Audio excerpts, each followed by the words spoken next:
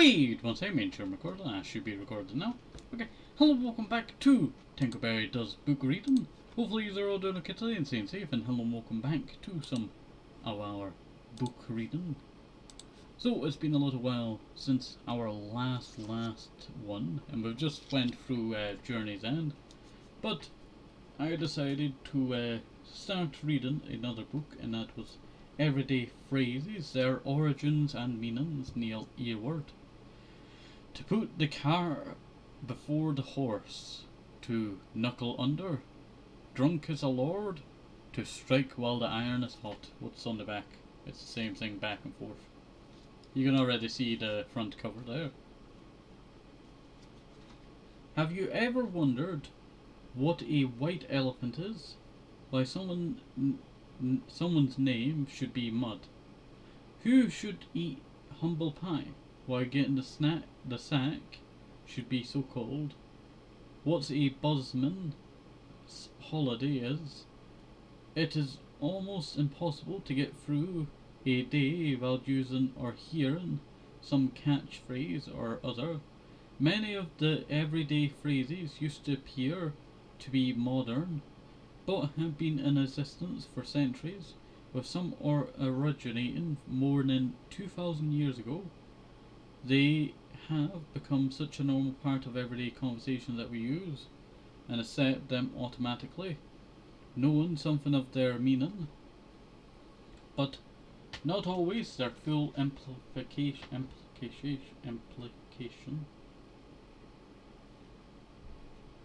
Sorry, the light flashed above me.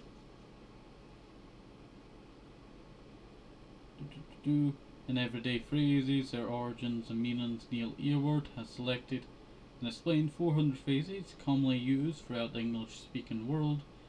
His explanations and background stories are detailed and entertaining, resulting in a book which can be used for a quick reference and enjoyed as a leisurely read.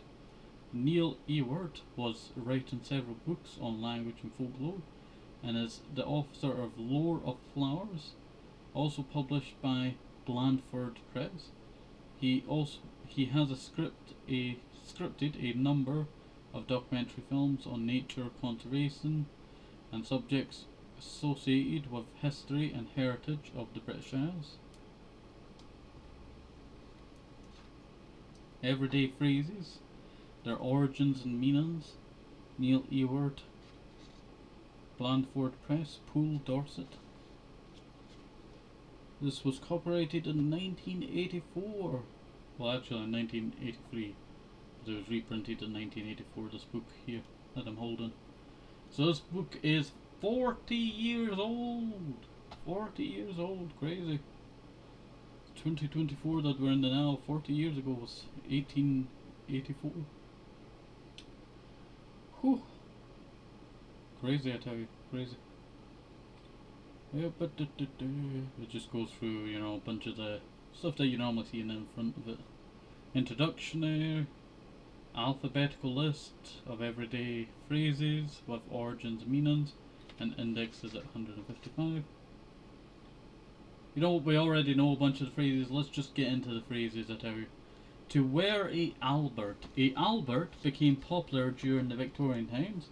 It was a type of heavy watch chain which ran across a waistcoat from one pocket to another through a central vertical buttonhole.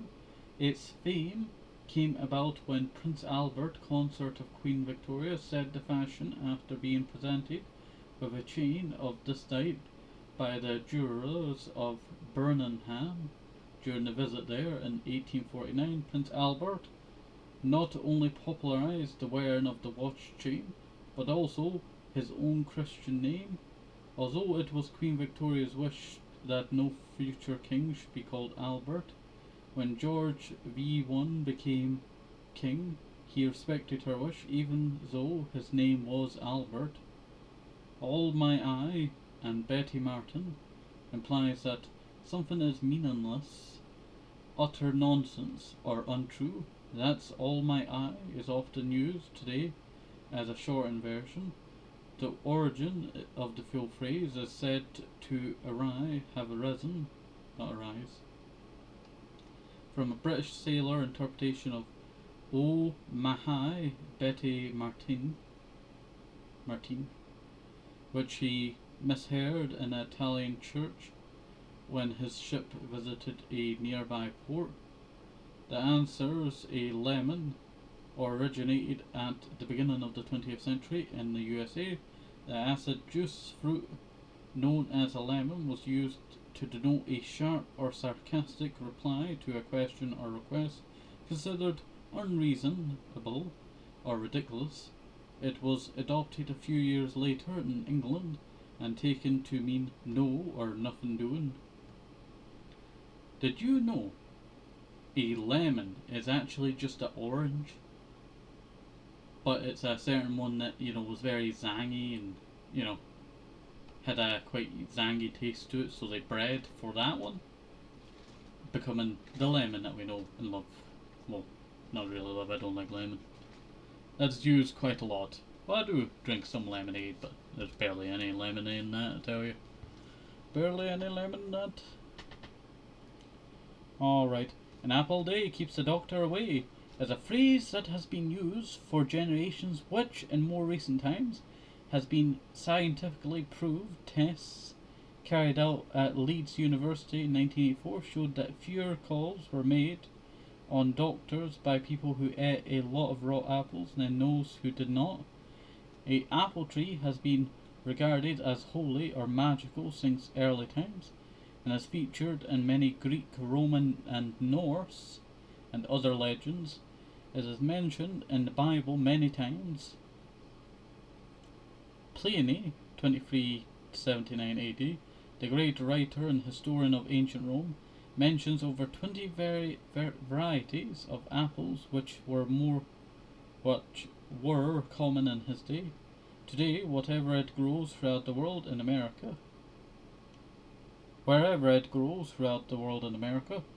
Europe or in England, where it is probably introduced by the Romans, the apple has won a health-given reputation both for its preventative and curative powers. The fruit provides vitamin C as well as a large amount of proteins, quercetin, sugars, numerous mineral salts including copper, iron, and magnesium or something. Manganese for healthy blood, sodium and potassium, as well as calcium and phosphorus for healthy bones. Raw apples help reduce general illness and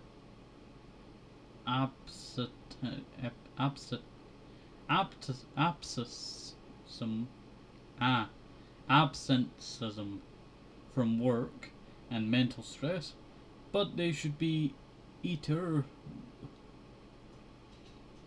R that they did for this was very weird. They should be eaten with the skin and chewed well. Simmer also welcomes raw apples as they contain over 40 calories. However, if the fruit is eaten as a apple dumpling, the calorie count rockets to 340 to upset the apple cart. The phrase is recorded in use in 1796. It was adapted for everyday use to describe the spoiling of someone's carefully laid plans, or some unexpected intervention which leads to a state of disorder and confusion. Oh, to upset the apple cart. That's crazy, I tell you. Until the 19th century, roads were generally rough and streets were narrow for country people.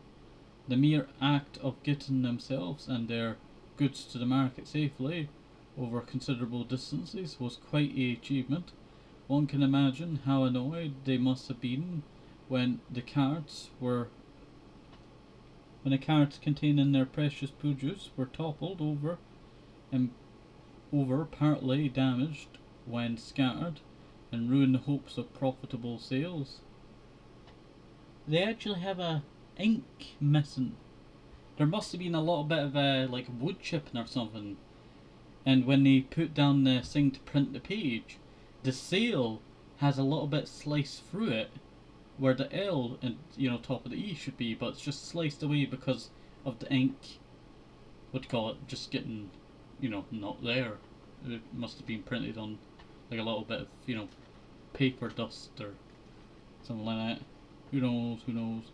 Medieval time markets were vital for selling of produce, but the right to hold them in towns could only be granted by royal charter. As the markets grew, the authorities elected elaborate market crosses to give shelters to country people selling their produce. One of the finest still to be seen in Britain is at the junction of the four main roads in the centre of the cathedral city of Chichester in West Sussex. Approval. See seal of approval. Approved. See seal of approval.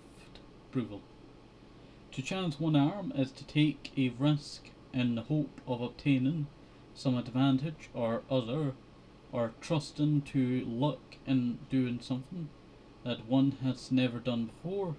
The phrase is of military origin. It referred to anyone who broke regulations and ran the risk of losing a badge or their arm. A NCO, for instance, if caught, might lose a stripe. Aunt. See an Aunt Sally. Aunt. See Aunt Sally.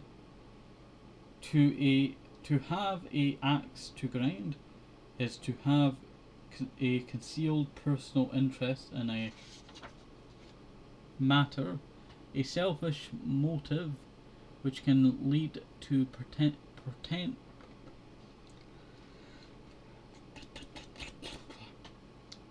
cannot speak it out. Mouth has gone dry since the last book reading, I tell you, and it's not doing the best for this reason.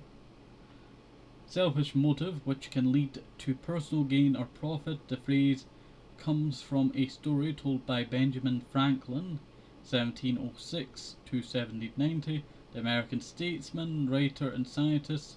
When young, he asked by a man who admitted his father's grindstone, how it worked. As young Franklin showed him, the man positioned his own axe on it, and the more the boy turned the wheel, the more he praised him. Then, when the job was finished, he laughed at the boy and walked off without so much as saying thank you. Terrible.